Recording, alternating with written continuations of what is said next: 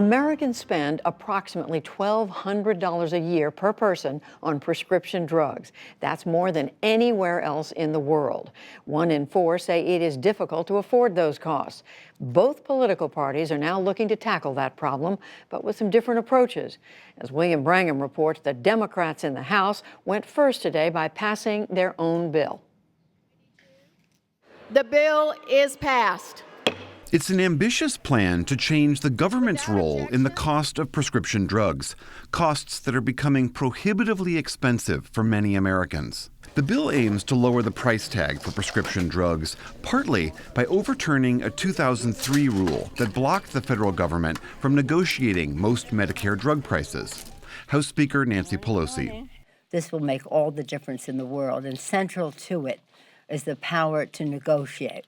The 450-page bill proposes 3 major changes. It lets the government negotiate Medicare prices for dozens of drugs each year, including insulin. It caps out-of-pocket costs for Medicare patients at $2,000 per year, and it forces drug makers to give rebates to the government if their Medicare drug prices rise faster than inflation.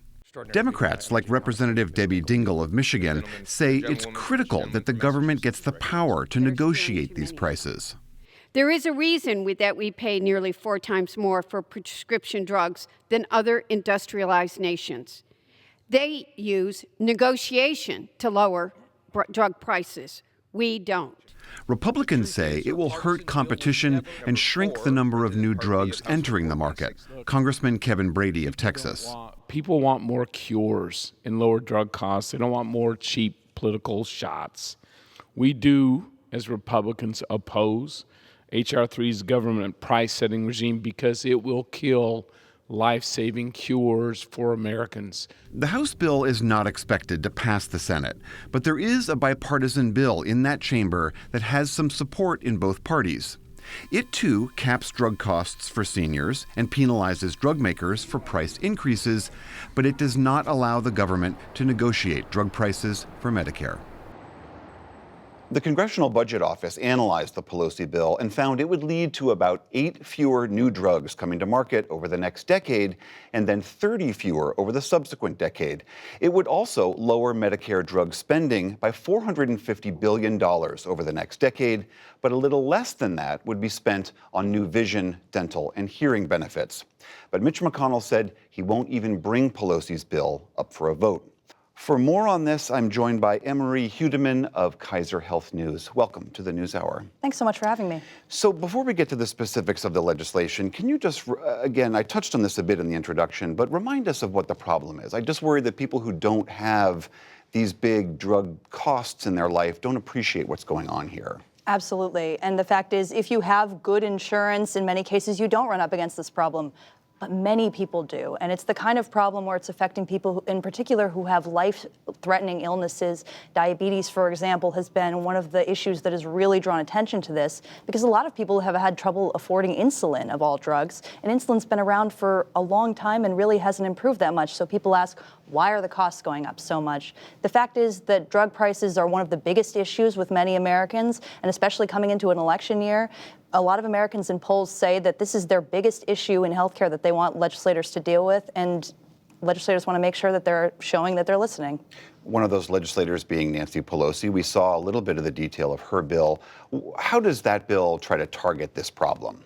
It goes at it in a kind of a direct way and says, we're going to empower the government to negotiate when it comes to the costliest drugs. We're going to empower the government to negotiate the prices of these drugs directly.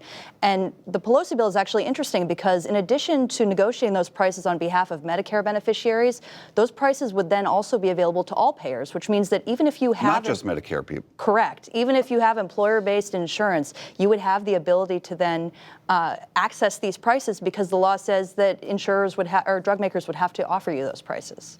And then there's also, it sets a cap on how much you can pay also? It sets a cap for Medicare beneficiaries on how much you pay out of pocket for your drugs every year. And that's the first time ever that this is being proposed. So this is going to be probably pretty popular with a lot of Medicare beneficiaries. So right now, what is the difference between the Senate bill and the House bill? Sure, absolutely. The Senate bill and the House bill have a big difference. The Senate bill doesn't include negotiations. It does have the ability to cap drugs at, they call it an inflationary cap. The idea is that you don't want drug prices to rise faster than the pace of inflation. And both the Pelosi bill and the Senate bill include that cap and say, we're going to use this to try and keep prices down more. But otherwise, the negotiations are really the centerpiece of the Pelosi bill. And the Senate has said, no, that's a no-go for us. Republicans say they don't want the government involved directly in setting drug prices.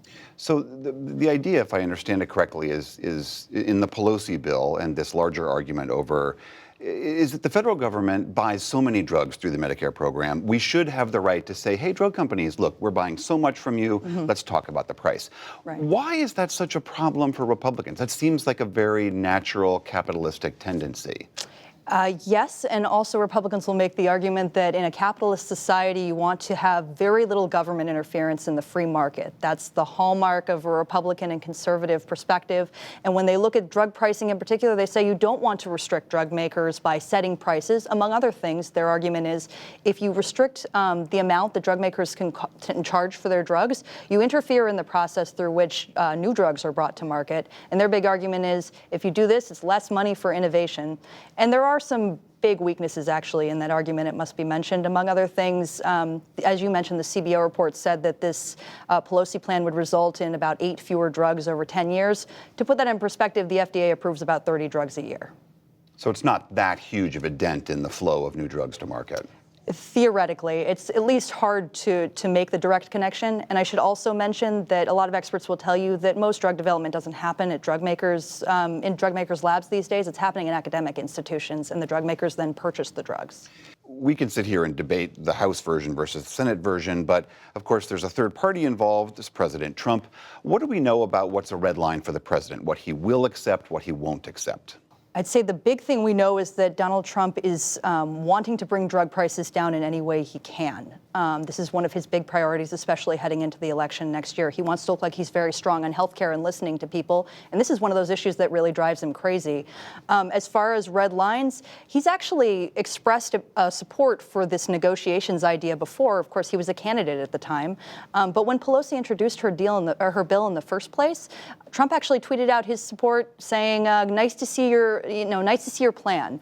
Of course, when the Grassley-Wyden bill, the Senate bill, came out later, Trump then said, "Nice to see your plan too." And now the White House says that actually Trump supports the Grassley way of doing this. So if you were a betting person, that's where you think this is going to end up being, that it's going to be some version of that which does not allow the federal government to negotiate. Unfortunately, there's one big hiccup here, which is that Senate Republicans actually don't like the Grassley-Wyden bill. Their big issue is that that inflationary cap that I referenced, they see that as government price setting, and they think that that's as bad as negotiations when it comes to interfering in the free market. So there are some big problems there for them. So is it possible that nothing gets signed, nothing gets done this year? I mean, that's always possible in this Congress. I would say that at this point, there are some bipartisan pieces to this. The cap on out-of-pocket costs, that's got a lot of bipartisan support right now. That's both in Grassley's bill and also in the Pelosi bill. There's also a lot of consensus on actually different small pieces of legislation that would address blocking generics from coming to market. And a lot of members of Congress point out that if you ease the path for generics to come to market, you increase competition and you lower drug prices that way. So we could see some more movement on that as well. Emory Hudeman of Kaiser Health News, thank you very much. My pleasure.